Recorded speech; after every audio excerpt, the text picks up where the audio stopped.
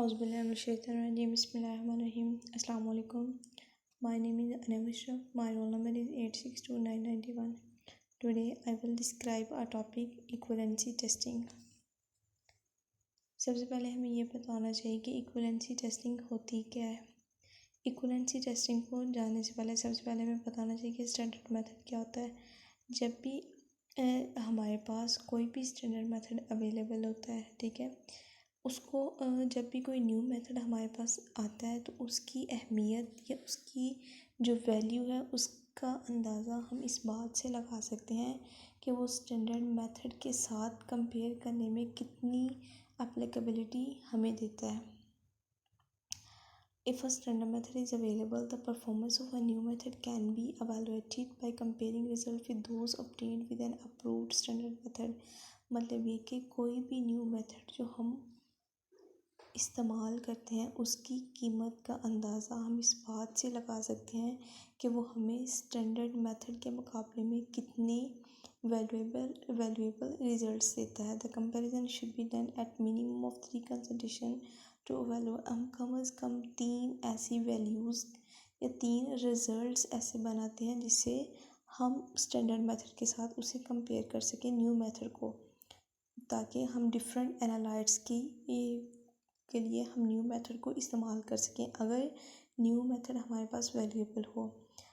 उसके लिए हम क्या करते हैं, इसकी मतलब एप्लीकेबिलिटी को चेक करने के लिए हम new method versus standard method के दरमियान एक ग्राफ ड्रा करते हैं जिससे हमें इसकी एप्लीकेबिलिटी का अंदाज़ा हो जाता है।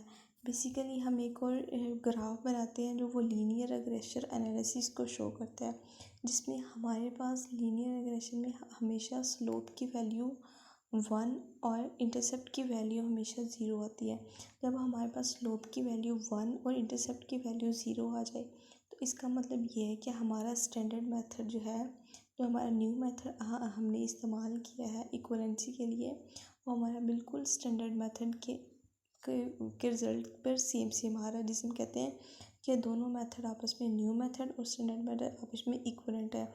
इन टर्मिनोलॉजीज़ के लिए हम इन दोनों को बताने के लिए कि न्यू मेथड और स्टैंडर्ड मेथड सेम आ रही, इसको नाम हम देते हैं इक्विवेलेंसी टेस्टिंग का। बेसिकली किसी भी न्यू मेथड को चेक करने के लिए आया कि वो स्टैंडर्ड मेथड पे कितना वैल्यूएबल है या नहीं, उस चीज़ को हम नाम देते हैं इक्विवेलेंसी टेस्टिंग का। अब हम बात करते हैं इसकी इम्पोर्टेंस का। हम फॉर्मुलेशंस ड्रग्स में इस्तेमाल कर सकते हैं, इसके अलावा और भी मेडिसिन की फील्ड में भी हम इस्तेमाल कर सकते हैं।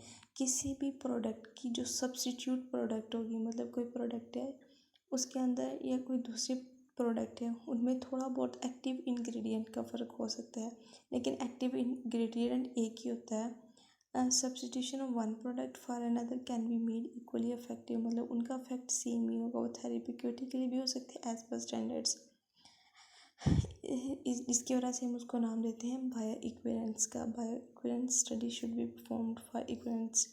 नेक्स्ट है इक्विवेलेंस। ये इक्विवेलेंस हम टर्म उन चीज़ों के लिए इस्तेमाल करते हैं, it is the term that compares one product is similar with to a specific, दूसरे के साथ मिलती जुलती हो, करेक्टरिस्टिक्स भी सेम हो, फंक्शन भी सेम हो, मतलब स्टैंडर्ड के साथ मिलती जुलती, तो उसको हम नाम देते हैं इक्विवेलेंस का। बेसिकली 4 टाइप्स ऑफ इक्विवेलेंट्स हम यूज़ कर सकते हैं। केमिकल इक्विवेलेंट्स, जिनमें केमिकल जो हम यूज़ करते हैं उनकी एक्टिव इंग्रेडिएंट की कंसंट्रेशन सेम होती है। फार्मास्यूटिक, थेरापेटिक और बायो इक्विवेलेंट्स वगैरह में हम इसको इक्विवेलेंट्स की टर्मिनोलॉजीज़ को इस्तेमाल कर सकते हैं। नेक्स्ट हमारे पास है मेथड इक्विवेलेंस असेसमेंट। मेथड जो इक्विवेलेंस असेसमेंट इज़ रिक्वायर्ड जब किसी भी मेथड के अंदर कोई तब्दीली आती है तो हम उसकी एबिलिटी को कि वो स्टैंडर्ड के साथ कितना मोनीटर करता है, उस एबिलिटी को चेक करने के लिए हम जो टर्मिनोलॉजी इस्तेमाल करते हैं उसको हम बोलते हैं मेथड इक्विवेलेंस। अब ये हमारे पास हमने एक ऊपर टर्मिनोलॉजी इस्तेमाल की थी linear regression.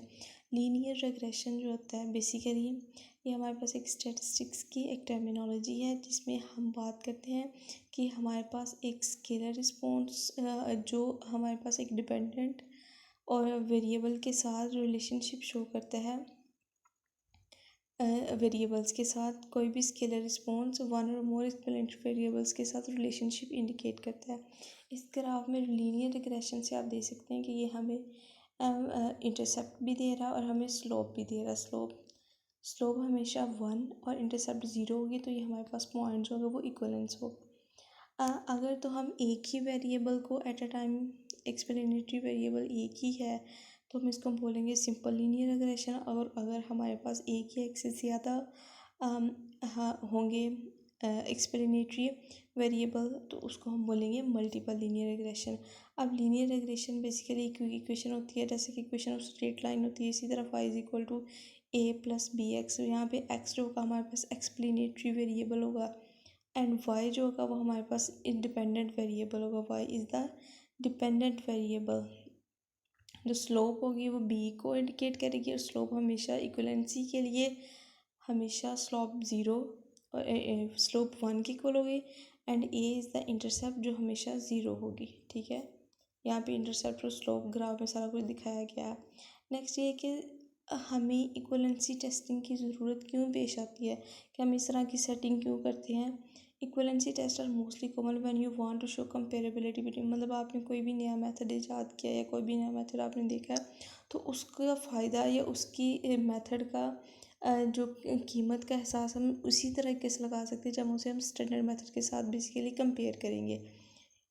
Something old with issues something new, मतलब हमें ये चेक करना कि इसमें क्या अच्छा है, जो नया मेथड है क्या बुरा है, क्या बेनिफिट्स हैं, क्या एडवांटेजेस है, क्या डिसएडवांटेजेस हैं।